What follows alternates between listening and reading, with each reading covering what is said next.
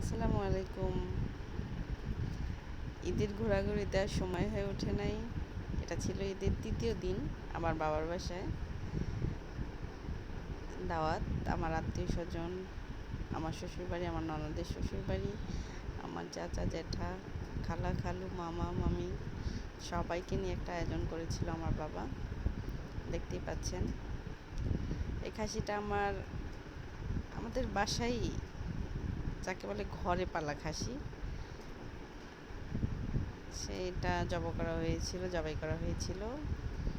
তো খাসিটা জবাই করার সময় আমার ছোট বোন মা এত কান্নাকাটি করেছিল।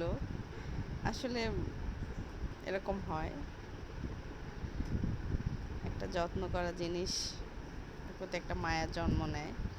তারপর আমরা সবাই মিলে রান্নাবান্না করলাম। কোনো বাবুর্চি আনা হয়নি। আমি, আমার মা, আমার ভাই, বাবা, চাচাতো ভাই ছিল 2জন, আমরা সবাই মিলে রান্না করেছি। এখানে আমার মেয়ে আর আমার বাবা খেলছিল।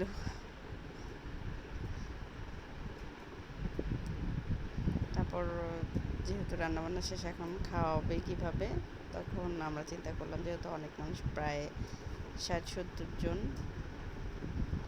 না 60-70 জন না, প্রায় দাওয়াত করা হয়েছিল 70 জন, কিন্তু এসেছিল 80 জনের মতো।